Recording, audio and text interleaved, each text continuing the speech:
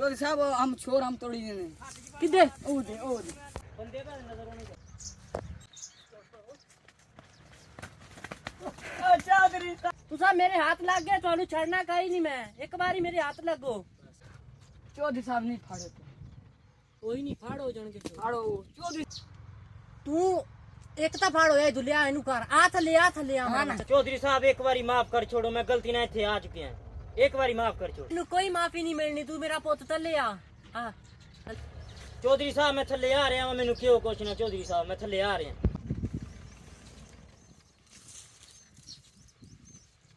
ए की कीता है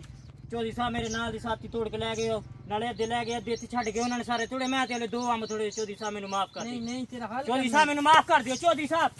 साहब मैनू माफ कर दियो आखिरी बारी चौधरी साहब मैं मुड़ के नहीं बढ़दा थोड़े डेरे नहीं बढ़दा चौधरी साहब माफ कर थोड़ा साफा खोल दे हाथ बांध चौधरी साहब मैनू माफ कर मैं भी कहीं नहीं तू बांधे चौधरी साहब मेरे साथी नट गए उन्होंने तोड़े चौधरी साहब मेरा कोई कसूर हाथ नहीं भी बांध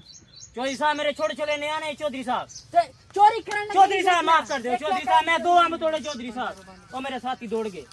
चौधरी साहब मेरे साथी दौड़ गए यार चौधरी साहब रुको चलो आओ चौधरी साहब मेरे साथी जोड़ गए इसे कान फाड़ इसे कान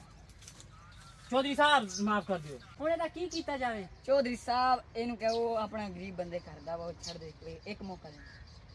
तेरे कहन ते एक मौका दे रहा मैं एक शर्त तेनू एक मौका दे सा एडा ए अपने नाल दे साथी साडे हवाले करे चौधरी साहब मैं कर दे सा चौधरी साहब मैं कर दे सा ठीक हो गया जा खोल दे तो गरीब घर दा बंदा है तू एक मौका दी नहीं जा नास जा चौधरी साहब मेहरबानी चौधरी साहब मेहरबानी